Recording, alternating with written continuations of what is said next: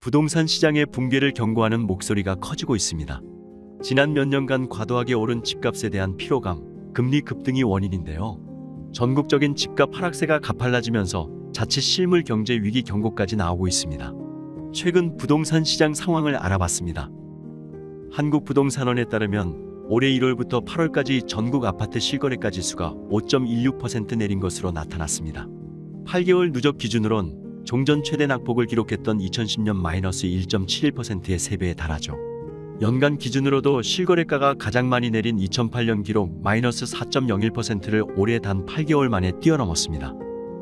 실거래가 지수는 실제 거래된 아파트 값만 집계한 통계입니다. 표본 아파트의 시세를 바탕으로 산출하는 매매가격 지수와 달리 조사자의 주관이 개입되지 않아 객관적으로 시장 상황을 보여주죠. 전국 17개 시 도에서 아파트 실거래가 하락률이 가장 큰 곳은 세종이었습니다. 올해 무려 16.1% 떨어졌습니다. 이어 인천 마이너스 9.3%, 대구 마이너스 8.2%, 대전 마이너스 7.3% 순으로 하락폭이 컸습니다. 서울도 이에 못지 않습니다. 서울 아파트 실거래가는 8월까지 6.63% 하락해 역대 최대 낙폭을 기록했습니다. 서울의 종전 연간 최대 하락폭은 2012년에 7.31%인데요. 연말까지 아파트값 약세가 이어지면 올해 기록 경신이 유력합니다. 서울에서 아파트값이 많이 내린 지역은 강북의 서민 밀집 주거지에 몰려 있습니다. 부동산원이 서울을 5개 권역으로 나눠 실거래가 통계를 집계하니 노원, 도봉, 강북구 등이 포함된 동부권의 하락폭이 9.19%로 가장 컸습니다. 이 지역은 중저가 아파트 중심으로 작년 2030 세대의 영끌 매수가 집중됐던 지역인데요. 올해는 급반전을 보여주고 있습니다.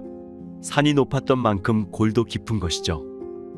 이어 은평, 서대문, 마포구가 속한 서부권이 6.48% 내렸고 동남권 마이너스 5.57%, 서남권 마이너스 4.73%, 도심권 마이너스 2.93% 순으로 나타났습니다. 최근 추세만 놓고 보면 강남 지역이 가장 가파릅니다. 8월 한 달간 서울 전체의 실거래가는 한 달 전보다 2.56% 내렸는데 강남 서초 송파구가 속한 동남권은 3.26% 내려 낙폭이 가장 컸죠. 현재 부동산 가격 하락의 가장 큰 원인은 금리 인상입니다. 계속된 금리 인상으로 거래가 급감한 상황에서 종전 거래가나 주변 시세보다 가격을 크게 낮춘 소수의 급매물만 거래가 이루어지면서 실거래가 지수가 내려가고 있는 거죠. 이렇게 아파트 값 내림세의 속도가 붙으면서 8월 기준 서울 아파트 매매 실거래 중위 가격은 3.3제곱미터당 3,558만원으로 2020년 8월 3,575만원 수준으로 돌아갔습니다. 지난 2년간 급등했던 것을 모두 반납한 것입니다. 3.3제곱미터당 중위 가격이 가장 비쌌던 것은 작년 9월 4,457만원인데요. 이것과 비교하면 지금은 약 20% 내린 것입니다. 중위 가격은 아파트 가격을 1등부터 꼴찌까지 줄을 세웠을 때 정확하게 중간에 오는 가격을 뜻합니다. 최근 부동산 가격이 급락하면서 이 중위 가격이 2년 전 수준으로 돌아가고 말았습니다.